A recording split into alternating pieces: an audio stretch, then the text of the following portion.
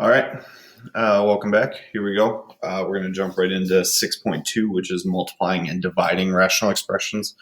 Our EQ is how can I multiply, divide, and simplify. So we're going to focus on, in 6.1, we kind of introduced what is a rational expression with the radical signs. Now we're going to get into what happens if we add, subtract, if we multiply or divide them. So as a quick warm-up from yesterday, go ahead and just simplify each of those radicals. If you want to pause to try it yourself, go ahead. I'm going to jump right in. I see that I'm square rooting two different values, 25 and x squared. We know the square root of 25 is simply 5. And then from yesterday, if you remember, the big rule that we had was if our index, which if you recall is the number in the radical sign, if our index is even and our answer is an odd power on a variable, then we need to put that variable in absolute value. So the square root of x to the second is x to the first, and since that is an odd power, we need to put that into absolute value. For this second problem, so 5 absolute x would be our final simplification there. For this next one, we know it's the third root, so we don't have to worry about absolute value at all. Negative 343, I'm going to third root that, and then x to the sixth. If you recall, with variables, we just take power and divide by index, so that's going to be x to the second power. And then just a reminder on the calculator, if I want to do the third root, I can do 3 math 5 and then type in my negative 343. And that gives me negative 7. So I come back here. Negative 7 is my coefficient, and there's my simplification. So negative 7x squared. Finally, we have the fourth power. So we do have to be, since we have an even index, we have to be careful here. And be aware that we might need to use absolute value. The fourth root of 16 is just 2. And then if I take exponent and divide by index here, I get x to the sixth.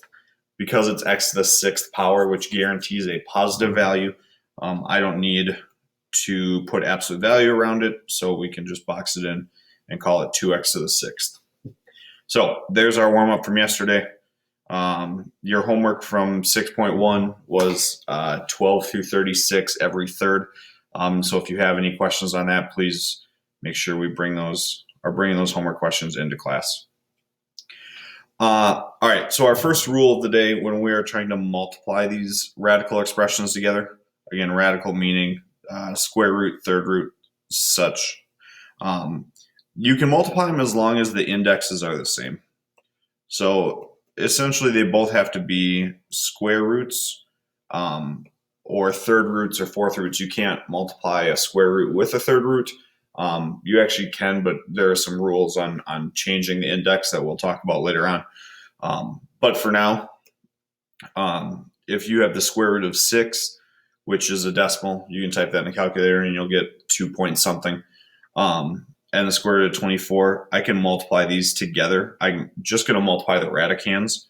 So it's going to stay the square root. The index doesn't change. But as long as the index is the same, I can multiply the radicands together.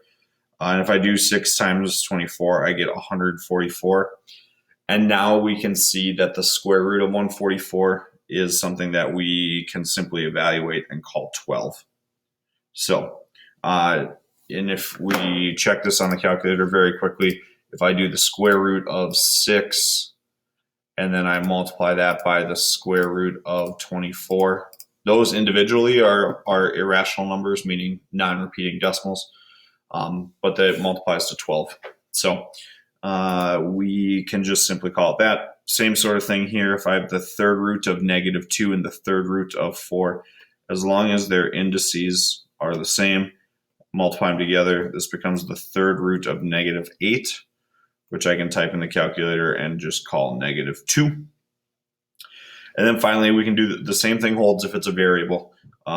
I can multiply those together. If you recall from our exponent rules, if I am multiplying variables and they have the same base, I'm going to add their exponents together. So this becomes the fourth root of x to the 12th power. Here, if I do power and divide by index, I'll get x to the third. But because, again, and this is tough to keep in the back of your mind, but we had an even index, we had a fourth root, and our answer was to the third power. So we do need to throw that into absolute value. So that's what it looks like when we are multiplying radicals together. You can do it as long as the indexes or the indices are the same. So that's multiplication. And we can use that to do what's called simplifying radical expressions. This is probably the most important part of 6.2 is how do I break down something like the square root of 27x to the 7th power. When we do this, we're not going to use decimals at all. We're simply going to try and make the radicand or the number underneath the radical, we're going to try and make that as small as possible. And how we're going to do that is when I think of the square root of 27, I want to see, all right, the square root of 27, you can type in a calculator. It is not a whole number. It is 5.196152423. And that decimal will keep going. I can't round it. We're not going to deal with decimals at all in this section. So instead, what I want to do is I want to think to myself, is there a number that multiplies to 27 that I know the square root of? So if you just think real quick, I know the square root of 4 is 2. I know the square root of 9 is 3. Square root of 16 is 4, and so on. And we should see that 9 can multiply into 27 3 times. So what I'm going to do is I'm going to break this up into the square root of 9 times the square root of 3. So we're basically undoing what we just did with multiplication. And what that allows us to do now is we can evaluate this first square root. I can evaluate the square root of 9 and just call it 3 because the square root of 9 is just 3. The square root of 3 I can't do anything with, so I'm going to leave it just like that. So if you have the square root of 27, that can be simplified into 3 root 3, which we did a little bit of that last trimester when we were doing the quadratic formula. But now we're also going to do it with variables. So if I want to take the square root of x to the 7th, if you remember our trick or our rule was if you can take the power and divide by the index, that becomes your new exponent. The problem is here, 7 divided by 2 is not an integer or a whole number, and I don't want to mess with decimals or fractions.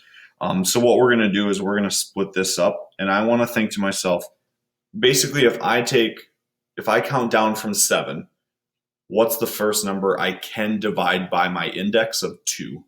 So I can't do 7 divided by 2, but I can do 6 divided by 2. And since I can do 6 divided by 2, what we're going to do is break this up into x to the 6th and x to the 1st. And again, x to the 6th and x to the 1st, when I multiply them together, that'll give me x to the 7th. So now I'm just going to square root the first one. The square root of x to the 6th is going to be x to the 3rd power. Again, I do have to put absolute value around this because it's an odd power that started as an even index. And then this square root of x I can't do anything with. So it's kind of messy, but we have these first two parts that represent the 27 in the original problem, and we have these next two parts which represent the x to the 7th in the original problem. What I'm going to do is I'm just going to put all of the stuff that came out of the radical, so the 3 and the absolute x cubed, I'm going to put that first. Again, this is just kind of a preference thing. You don't have to write it like this.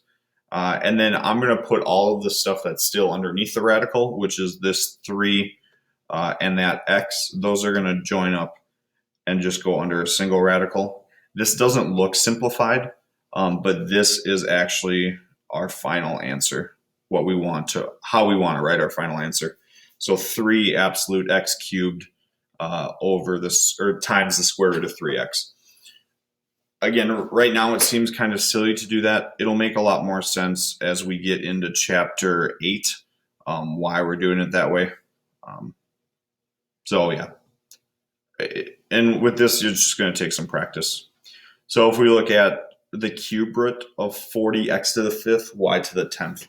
I'm first going to split this up into 3 separate cube roots. So 40 x to the 5th and y to the 10th. What is tricky here is you have to now think what number goes into 40 that I can cube root, not that I can square root, because we're dealing with the third root. And because that's the case, we then have to think, all right, what numbers do we know the cube root of? The first one that comes to mind is the cube root of 8 is equal to 2. So I'm going to break up this 40 into the cube root of 8 and the cube root of 5, because 8 times 5 is 40. I can then write this as 2 and the cube root of 5, because like we saw, the third root of 8 is equal to just the regular number 2. So there's kind of our first part for that. We're going to change colors here. For the third root of x to the 5th, I can't do 5 divided by 3. So we count down the power. I can't do 4 divided by 3, but I can do 3 divided by 3. So what we're going to do is split this up into x to the 3rd and x to the 2nd. And what that allows me to do is that allows me to take this first one and just call it x. And then I can't do anything with this cube root of x squared, so we leave it like that. And finally, for this last one, if we take the third root of y to the 10th, again, can't do 10 divided by 3, but I can do 9 divided by 3. So we're going to break this up into the cube root of y to the 9th and the cube root of y to the 1st. That'll then give me y to the 3rd power and the cube root of y. And if you look, we're dealing with third roots, so we don't have to worry about any absolute value. So now I'm going to put together all of the things that came out or were able to get out of the radical first. So I'm going to put 2xy cubed. And then what I'm going to do is then take all of the rest of this stuff. So the 5, the x squared, and the y that was unable to get out of the cube root, and I'm going to throw that back underneath a single cube root or a single radical sign. So I'm going to then put in 5x squared and y. So we're basically just separating all the stuff that can be cube rooted with all the stuff that can't, and then putting it back underneath. And again, you might say to yourself, I started with one number and 2 letters in 40, x to the 5th and y to the 10th. And now my answer is a lot longer and it doesn't look nearly as simplified. But we'll see later on that allows us to do some canceling and some combining of things that we couldn't have done otherwise. So these 2 problems are kind of the core of today's lesson. And if you're struggling with that, please ask questions, because we can do some extra examples in class. Go ahead, if you want to give these 2 a shot, try it, pause it, give it a shot, see if you can do it. We're going to buzz through this real quick for the sake of the video. So the third root of 54 is not a whole number. It's always worthwhile to check to see, can I third root 54? Maybe I don't have to break it down. Maybe it's not a decimal. In this case, it is 3 point whatever. So I don't want to keep that as my final, in my final answer. So what I'm going to do instead is I'm going to break it up. If you can't find a number that goes into 54 that you know the third root of, then you would just leave 54 alone and it would be part of your final answer. But I know that the third root of 27 is just 3. And I know 27 goes into 54 twice. So that means the third root of 54 can be simplified into 3 times the cube root of 2. Now I'm going to do the same thing with, nope, not neon green, just regular green. The third root of x to the 5th. Again, I can't do 5 divided by 3. I can do 3 divided by 3. So I'm going to do the third root of x to the 3rd, which leaves me with 2 x's left over. This would then be written as x and cube root of x squared. And my final piece to this problem is the y to the 8th power.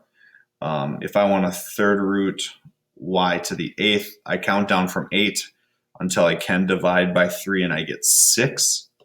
So y to the 6th and y to the 2nd, which would then be y squared and the third root of y squared. Okay, so now we zoom out. We did all this simplification. Now we identify what things can go together, or what values were able to come out of the radical. We have a 3, we have an x, and a y squared. So that's what we're going to start with, 3xy squared. And then we're going to put together the final pieces of the 2, the x squared, and the y squared, all underneath one single 3x squared y squared under a single radical sign. So there it is. Again, we were dealing with the third root, so didn't have to worry about absolute value at all, which is always kind of nice. But here in this second example, we do have to, we're talking square roots now, so we do have to concern ourselves with, we do have to worry about, do I need the absolute value or not? So as we go through this, I have 75. So I'm going to start with the square root of 75. That's not a whole number, but 25 is, or 25 is a perfect square. So I'm going to write this as the square root of 25 times the square root of 3, which is 5 root 3. Then we move to x cubed, the square root of x to the 3rd. I can't do 3 divided by 2, but if I count down, this is x to the 2nd and x to the 1st. The square root of x to the 2nd is just x, but because my power is odd, again, looking at the final answer, my power is odd, so I need to keep it in an absolute value. And then finally we have this y to the 8th. Oops. Y to the 8th. And this is what I was talking about. Sometimes you don't have to break this down. The square root of y to the 8th, I can do 8 divided by 2. That is just y to the 4th power. It's an even power, so I don't need absolute value. So my final answer is going to be 5 absolute x y to the 4th. And then underneath the radical, I have 3x remaining. So there are the 2 U tries. Again, this is a skill that is going to pay huge dividends coming throughout the rest of the trimester. So if you have questions on this, please ask. And we can go through a bunch of examples, and you'll see it on your homework as well. All right. So with that, we can kind of combine these two things. If you have a product of 2 radical expressions, so a third root times a third root, we're going to combine it together, and then we're going to simplify the same way we did. You could simplify right away. Like you could try to simplify this first and then simplify the 2xy to the 5th. I prefer to just put it all together. Just multiply the radicands together. So if I do 28 times 2, that gives me 56 in here. Then I have x to the 8th with x to the 1st, so that becomes x to the 9th. And then if I combine my y's, I get y to the 7th power. So now this is what I'm looking to simplify now, is this 56. So I can leave behind the original problem. This is what I'm concerned with now. Third root, so we don't have to worry about any absolute value. 56 is 8 times 7, right? 8 times 7, 56. So I'm going to break this down into the cube root of 8 and the cube root of 7, which would then give me 2 times the cube root of 7, because the third root of 8 is just 2. If I do the same thing with x to the 9th, we see that we actually don't have to break this down. I can just directly do power divided by index and get x to the 3rd. And then if I do y to the 7th, I can't do 7 divided by 3, but I can do 6 divided by 3. So we're going to write that as the cube root of y to the 6th times the cube root of y, which then simplifies into y squared and the cube root of y.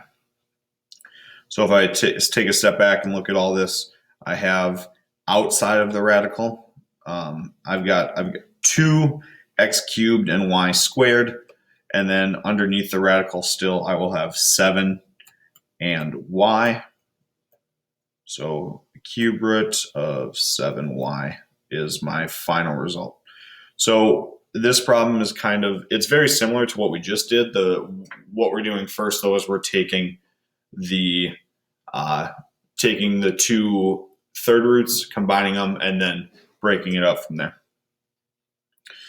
Go ahead and give this one a shot. I'm going to just jump right in. So if you want, pause. If I multiply these things together, I get 54x to the 13th. That's 54, yep. And y to the 17th. Sadly, none of these are nice square roots. But if we break this down, the square root of 54 is what? 9 times 6? 50, yep. No, what? Oh my gosh. Sometimes you go crazy. Does 9 go? Yeah, 9 goes into 54. 9 times 6. What was it? Okay. Whew. So we got square root of 9 and the square root of 6, which means this is 3 times the square root of 6.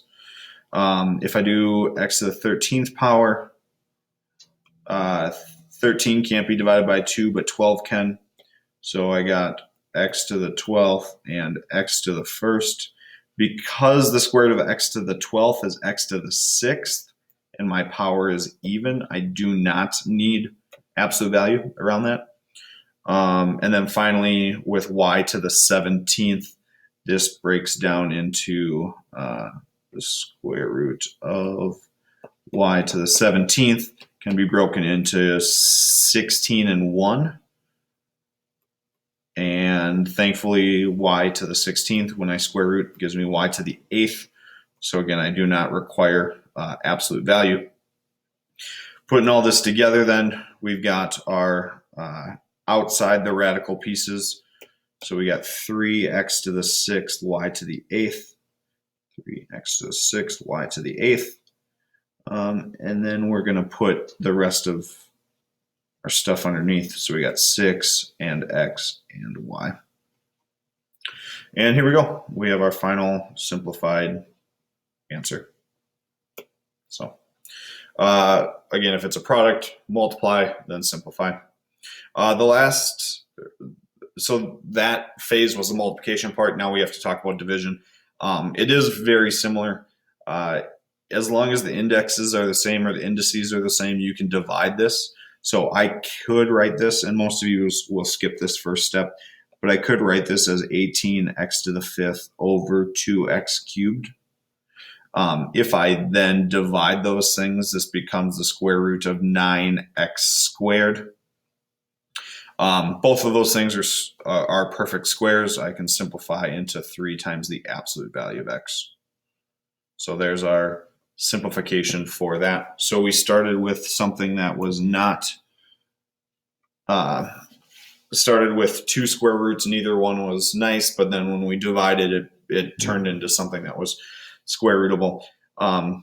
Same sort of thing here. If I simplify the cube root, 72 over 3 is 24.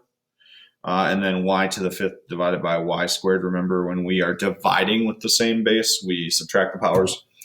And now we see, can I cube root any part of this? I know the third root of y cubed is nice. That just becomes y to the 1st. But we do have to focus on this 24. The cube root of 24, is not a whole number, but 8 goes into 24 3 times. So I break it up into cube root of 8 times cube root of 3, which is 2 times the cube root of 3.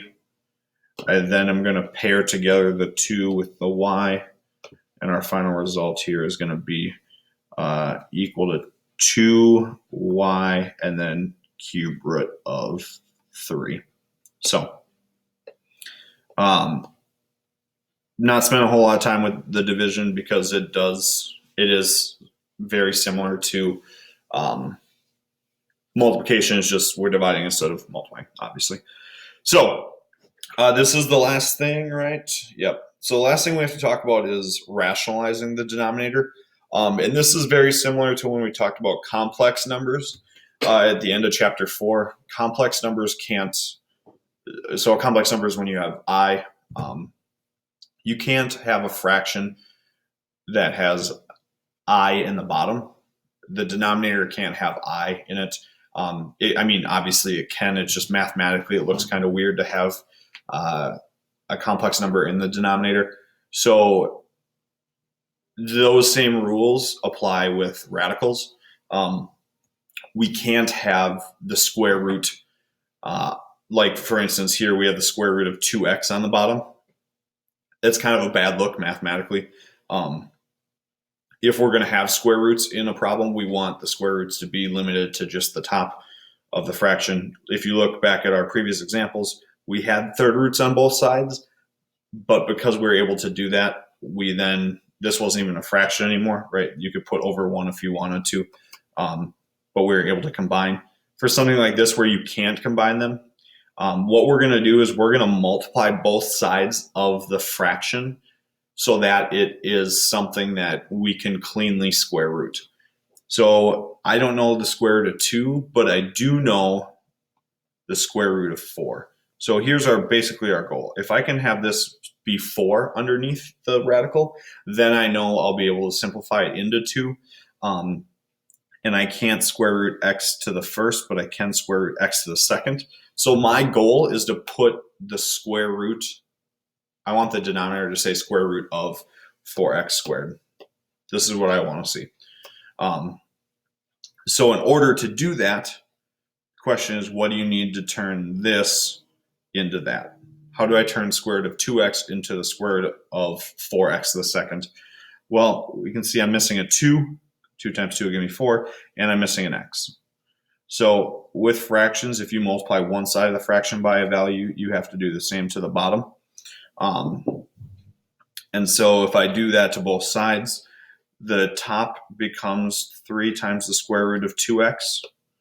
And then that denominator doesn't have to be written in a radical anymore. It can be 3 square root 2x over 2 absolute x.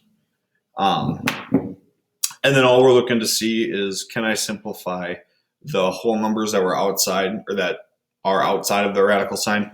Obviously, nothing works with that. So this would be our final result, is 3 square root 2x over 2x. It seems kind of silly, but if we know that the denominator is free of square roots, then that makes, if we do actually have to divide this, that makes that division a lot easier. So if we look at the second one, I want to figure out what can I do to the cube root of 4x to make it something that can be cube rooted. I don't know the cube root of 4, but I do know the cube root of 8. And in order to cube root x, I need at least 3 of them. So my end goal is to have the cube root of 8x to the third power. In order to go from here to there, to get from 4 to 2, I need the cube root of 2. And to get from x to the third, I do need 2 additional x's. So I'm going to put the cube root of 2x squared on both top and bottom. Because I have a whole number, -7 times the cube root, and I didn't mention that in the previous problem. If you have something like this where it's 3 times a radical, those don't combine. We just keep it separate. Same sort of thing here. So I'm going to call it negative 7 times the cube root of 2x squared. We know now the bottom can be transformed into just 2x, because the cube root of 8 and cube root of x to the third. And then that gives me my final simplified version. Again, we want to check real quick, can I do anything to simplify those things? In this case, I can't. So that is our final simplified result. So the goal, if you see a square root or a radical in the denominator, is to clean up the denominator so it can be square rooted. And our final answer needs to be free of that. So go ahead and take these last two. This is the last thing before we summarize. So pause the video if you want, give these two a shot, and we're going to wrap up here. So I can't square root 5xy cubed, but I can square root. So I know that I can square root 25. Now here you want to go from you want to make this as small as you can. So can I square root just x? No. So then just go up one power at a time and ask yourself, could I square root that? So since I'm starting with x to the first, I know I can square root x to the third, x to the second. And because I'm starting with y to the third, I can't go down. I can only go up in power when we're rationalizing. So I'm going to have to move up to y to the fourth power. That's my end goal for the denominator here, because those are all things that can be square rooted. And to get there, I need another 5, I need another x, and I need one more y. So here is what we have. Now for this problem, because the numerator is the square root of 10 and not just 10, I can multiply those square roots together. So if I multiply those square roots together, that'll give me the square root of 50xy. Okay. So now I got to clean this up a little bit. And I'm going to take a leap here. The square root of 50 can be broken down into 25 and 2. So the numerator is going to be broken down into 5 times the square root of 2. But then I still have that x and y that I can't do anything with. So I'm going to write out like that. And then the denominator, if I square root, I would have 5 and then absolute x and then y to the second power. Now is the first time we see that the coefficients outside can be canceled out. So I'm going to go ahead and take those and get rid of them. 5 divided by 5 is 1. So my final answer would just be the square root of 2xy all divided by xy squared. Again, kind of a messy process, but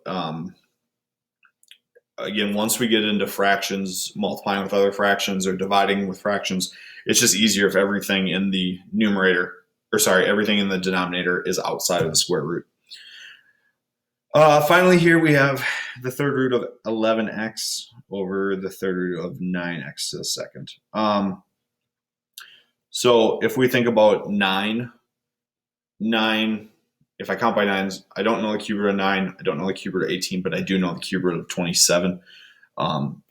So that's going to be my end goal here for my denominator, is to have 27 underneath there. I can't cube root x to the second, but I can cube root if it's x to the third. So now we just have to figure out, what do I need to turn this into that? So 9 to 27 requires a 3, and then I'm missing a single x. So we're going to put the third root of 3x on both the top and the bottom. Third root of 3x.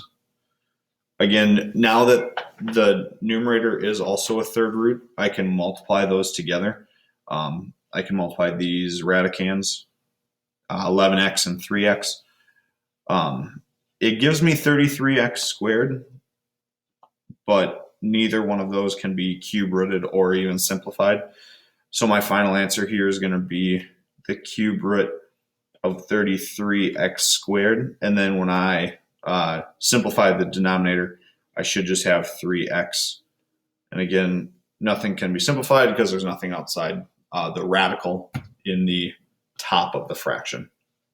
So there's rationalizing the denominator. Our summary for today: how can I multiply, divide, and simplify rational expressions?